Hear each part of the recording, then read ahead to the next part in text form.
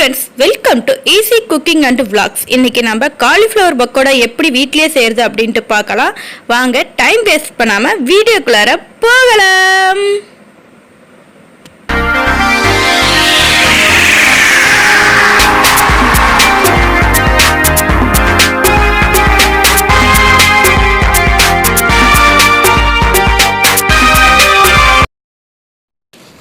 இன்றைக்கி பாருங்கள் ஃப்ரெண்ட்ஸ், இந்த காலிஃப்ளவர் பக்கோடா தான் நம்ம வீட்டில் எப்படி ஒரு ஈவினிங் ஸ்நாக்ஸாக செய்ய போகிறோம் அப்படின்ட்டு பார்க்க போகிறோம். அதுக்கு முன்னாடி நீங்கள் எனக்கு ஒரு சின்ன ஹெல்ப் பண்ணணும். நம்ம சேனலை சப்ஸ்கிரைப் பண்ணாதவங்க சப்ஸ்கிரைப் பண்ணிக்கோங்க. மறக்காமல் பக்கத்தில் இருக்கிற பெல் ஐக்கனையும் கொஞ்சம் கிளிக் பண்ணிக்கோங்க. வாங்க வீடியோவில் பார்க்கலாம். இப்போ பாருங்கள் ஃப்ரெண்ட்ஸ், நான் வந்து காலிஃப்ளவர் வந்து ஒரு 1/4 கிலோ வந்து எடுத்திருக்கேன். நல்லா வந்து சின்ன சின்ன ஸ்லைசஸாக வந்து இந்த மாதிரி நல்லா வந்து கட் பண்ணி எடுத்துக்கிட்டேன். நீங்களும் இந்த மாதிரி குட்டி குட்டி பீசஸாக வந்து கட் பண்ணி எடுத்துக்கோங்க. ரொம்ப பெரிய பீசஸாக போட்டால் பக்கோடா மாதிரி தெரியாது, சில்லி மாதிரி ஆகிடும், காலிஃப்ளவர் சில்லி மாதிரி. அதனால் சின்ன சின்ன பீசஸாக கட் பண்ணிக்கோங்க. அடுத்து என்ன இன்க்ரீடியன்ட் தேவைன்னா, இஞ்சி பூண்டு பேஸ்ட்டு, கண்டிப்பாக ஜிஞ்சர் கார்லிக் பேஸ்ட்டு தேவை. ஸோ வந்து உங்களுக்கு எவ்வளோ வேணுமோ காரம் அதுக்கேற்ற மாதிரி எடுத்துக்கோங்க. நான் வந்து 4-5 இஞ்சி பூண்டை வந்து தட்டி ஃப்ரெஷ்ஷாக வச்சுருக்கேன். அதுக்கப்புறமா கார்ன்ஃப்ளவர் பவுடர் வந்து ஒரு 2 டீஸ்பூன் வந்து நான் எடுத்து வச்சுருக்கிறேன். கொஞ்சம் வந்து நம்மளுக்கு வந்து முருவலாக வேணும் அப்படின்னா வந்து நம்ம வந்து கொஞ்சம் அரிசி மாவு சேர்த்துக்கிட்டோம்னா நல்லா வந்து முறுமுறுப்பு வந்து கிரிப்ஸ்னஸ் வந்து கிடைக்கும். ஸோ அதனால் வந்து அரிசி மாவு வந்து நான் வந்து ஒரு 2 டீஸ்பூன் வந்து எடுத்துக்கிட்டேன். கூடவே கார்ன்ஃப்ளவர் பவுடரு அண்ட் மைதா மாவும் எடுத்துக்கோங்க. அதுக்கப்புறமா வந்து 1 டீஸ்பூன் காரத்துக்காக நான் வந்து மிளகு வந்து எடுத்துக்கிட்டேன். மிளகு வந்து லாஸ்ட்டாக ஆட் பண்ண போகிறோம், அதனால் 1 டீஸ்பூன் வந்து மிளகு. அதுக்கப்புறமா காலிஃப்ளவர் சில்லிக்குன்னே பவுடர் இருப்பாங்க பார்த்தீங்களா, அந்த பவுடர் வந்து எடுத்துருக்கேன். வேணும்னா நீங்கள் ஆட் பண்ணிக்க, வேணாம்னா ஸ்கிப் பண்ணிக்கலாம். நான் அந்த பவுடர் வந்து எடுத்துருக்கேன். இது 1 டீஸ்பூன். அதுக்கப்புறம் உங்கள் தேவைக்கேற்ப உப்பு, உங்களுக்கு எவ்வளோ உப்பு தேவைப்படுமோ அதுக்கேற்ற மாதிரி எடுத்துக்கோங்க. காரம் வந்து நான் கம்மியாக தான் போட போகிறேன். ஸோ வந்து 2 டீஸ்பூன் வந்து மிளகுத்தூள் வந்து எடுத்திருக்கேன். உங்களுக்கு எவ்வளோ மிளகாத்தூள் வேணுமோ அதுக்கேற்ற மாதிரி உங்கள் காரத்துக்கு ஏற்ற மாதிரி ஆட் பண்ணிக்கோங்க. வாங்க இப்போ என்ன செய்யலாம் அப்படின்ட்டு நான் சொல்கிறேன்.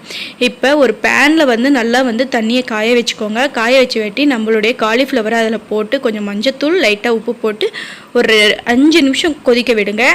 ஏன்னா அந்த காலிஃப்ளவரில் இருக்கிற தேவையில்லாத கிருமிகள் அந்த புழுவெல்லாம் செத்துடும், அதுக்காக தான். அதுக்கப்புறம் அதை வடிச்சுக்கோங்க. அதுக்கு முன்னாடி ஒரு சின்ன வேலை இருக்குது, அதை செய்யலாம். ஒரு கடாய் இந்த மாதிரி ஒரு பாத்திரம் வந்து எடுத்து வச்சுக்கோங்க. அந்த பாத்திரத்தில் வந்து இப்போ நான் வந்து மைதா மாவு வந்து 2 டீஸ்பூன் வந்து ஆட் பண்ணிக்கிட்டேன். ஏன்னா நான் கொஞ்சம் ஸ்கிரிப்பியாக இருக்கணுங்கிறதுக்காக மைதா மாவு 2 டீஸ்பூன். அதுக்கப்புறமா காலிஃப்ளவர் சில்லி பவுடர்னு சொல்லுவாங்க, கார்ன்ஃப்ளவர் பவுடர் வந்து 2 டீஸ்பூன் வந்து நான் ஆட் பண்ணிக்கிறேன். ஏன்னா கொஞ்சம் வந்து நல்லா ஸ்கிரிப்பியாக இருக்கணும் அப்படிங்கிறதுக்காக கார்ன்ஃப்ளவர் பவுடர் ஆட் பண்ணிக்கிட்டேன். அதுக்கப்புறமா நம்ம அரிசி மாவு சொல்லியிருந்தோம்ல, அது வந்து நான் வந்து 2 டீஸ்பூன் வந்து ஆட் பண்ணிக்கிறேன். எல்லாத்தையும் ஆட் பண்ணிக்கிட்டு நல்லா மிக்ஸ் பண்ணிக்கணும். உப்பு தேவைக்கேற்ப, ஆல்ரெடி வந்து நம்ம வந்து சில்லி பவுடர் போட்டிருக்கோம், அதுலேயே வந்து உப்பு இருக்குது. ஸோ அதுக்கேற்ற மாதிரி போட்டுக்கோங்க. அதுக்கப்புறம் ஜிஞ்சர் கார்லிக் பேஸ்ட்டு ஆட் பண்ணிக்கலாம். அது இல்லாமல் நம்ம காலிஃப்ளவர் வேக வச்சதுலேயே வந்து கொஞ்சோண்டு உப்பு போட்டிருக்கோம். ஸோ அதுக்கேற்ற மாதிரி உப்பு பார்த்து ஆட் பண்ணிக்கோங்க. இப்போ எல்லாத்தையும் வந்து ஒட்டுக்கா கொஞ்சோண்டு வாட்டர் ஆட் பண்ணி மிக்ஸ் பண்ண வேண்டியதான். ஒட்டுக்கா வாட்டரை ஊற்றிடாதீங்க, கொஞ்சம் கொஞ்சமாக ஆட் பண்ணி மிக்ஸ் பண்ணணும். அப்போ தான் வந்து கரெக்டாக வந்து நம்ம காலிஃப்ளவர் போடுறதுக்கு ஏற்ற பதம் வந்து அது மாவு வரும். இது ரொம்ப கெட்டியாகவும் இருக்கக்கூடாது, ரொம்ப வாட்டர் கண்டென்ட்லேயும் இருக்கக்கூடாது. ஒரு மிதமான, இப்போ வந்து நான் மாவு வந்து கோதுமை தோசை சுடுவோம்ல, ஒரு பஜ்ஜி போடுற மாவு பதம் வர வரைக்கும் அதை மாதிரி வந்து நல்லா வந்து மிக்ஸ் பண்ணிக்கோங்க. இப்போ பாருங்கள், உங்களுக்கு எடுத்து காட்டுறேன் பாருங்கள். ஒரு பஜ்ஜி போடுற அளவுக்கு மாவு மிக்ஸ் ஆகிற மாதிரி நான் மிக்ஸ் பண்ணி எடுத்து வச்சுக்கிட்டேன். இதை நீங்கள் காலிஃப்ளவர் போட்டதுமே இன்னும் வந்து அது கொஞ்சம் வாட்டர் கண்டென்ட், அதில் வாட்டர் இருக்கனால இன்னும் கொஞ்சம் தண்ணி விடும். ஸோ அதனால் வந்து கொஞ்சம் திக்காகவே வந்து மிக்ஸ் பண்ணி வச்சுக்கோங்க. இப்போ இது எல்லாத்தையும் ஒட்டுக்கா வந்து மிக்ஸ் பண்ணிக்கலாம். காலிஃப்ளவர் ஆட் பண்ணி காலிஃப்ளவரில் ஃபுல்லாக வந்து அந்த மிக்சடு வந்து நல்லா வந்து மிக்ஸ் ஆகணும். நல்லா மிக்ஸ் பண்ணி விட்டுட்டு அதை ஒரு 5 மினிட்ஸ் வந்து நல்லா வந்து ஊறட்டும். அதை மூடி வச்சிடலாம். அதுக்கப்புறமா இன்னொரு அடுப்பில் வந்து ஒரு கடாய் எடுத்து வச்சுக்கோங்க. கடாய் நல்லா காஞ்ச வேட்டி ஆயில் வந்து அந்த காலிஃப்ளவர் நல்லா மூழ்கிற அளவுக்கு இருக்கணும். அது அளவுக்கு நீங்கள் வந்து ஆயில் வந்து ஆட் பண்ணிக்கோங்க. ஆயில் நல்லா வந்து சூடாகணும்.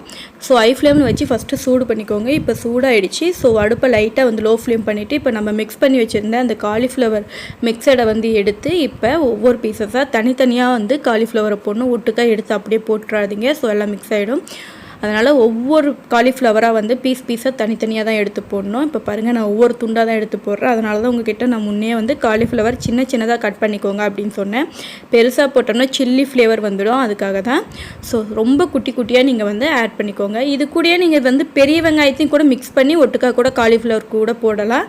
எங்களுக்கு வீட்டில் பெரிய வெங்காயம் கொஞ்சம் வந்து இல்லைங்கனால வந்து லைட்டாக காலிஃப்ளவர் மட்டும் போட்டு எடுத்துகிட்ருக்கேன்.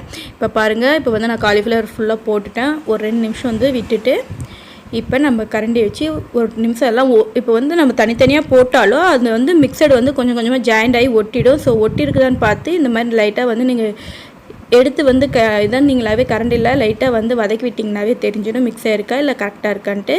ஓரளவு எல்லாம் தனித்தனியாக தான் இருக்குது. அந்த மாதிரி மிக்ஸ் ஆகி ஒட்டி இருந்துச்சுன்னா லைட்டாக வந்து கரண்டி இல்லைன்னா வந்து சிக்குடைக்கிற கம்பி வச்சு நல்லா வந்து உடச்சி விட்டுடுங்க. இப்போ பாருங்கள், 1க்கு 2 டைம் வந்து நல்லா திருப்பி போட்டு விடுங்க. ஒரு 2 நிமிஷம் வந்து நல்லா வேகட்டும். அடுப்பை வந்து லோ ஃப்ளேமில் வைங்க. ஹை ஃப்ளேமில் வச்சுருந்திங்கன்னா காலிஃப்ளவர் மேலே வெந்திருக்கும், உள்ளே வேகாமல் இருக்கும். இப்போ பாருங்கள் வெந்துடுச்சு. இப்போ வந்து நான் வந்து ஒரு பிளேட்டுக்கு ட்ரான்ஸ்ஃபர் பண்ணிக்கிறேன். நம்ம சேனல் பிடிச்சிருந்தா கண்டிப்பாக சப்ஸ்கிரைப் பண்ணுங்கள் ஃப்ரெண்ட்ஸ். மறக்காமல் பெல் ஐக்கானை கிளிக் பண்ணுங்கள்.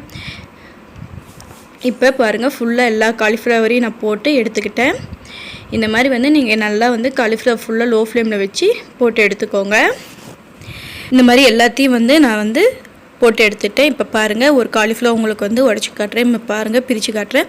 இப்போ வந்து மேலே எல்லாம் வெந்திருக்கு. லைட்டாக காலிஃப்ளவர் உள்ளே வேகாமல் இருக்குது பார்த்தீங்களா? இந்த மாதிரி வந்து வேகாமல் இருக்குது. ஸோ வந்து ரெண்டாவது இப்போ நம்ம வேக வச்சுருந்த எல்லா காலிஃப்ளவரையுமே இப்போ வந்து அடுப்பை கொஞ்சம் ஹை ஃப்ளேமில் வச்சு, ரொம்ப ஹை ஃப்ளேம் வைக்க வேணாம், ஓரளவு ஹை ஃப்ளேமில் வச்சு எல்லா காலிஃப்ளவருமே இப்போ வந்து ஒன்ஸ் வந்து நான் போட்ட ஆயிலில் நல்லா வந்து ஒரு 2 செகண்ட்ஸ் மட்டும் வேக விட்டு எடுத்துக்கிறேன்.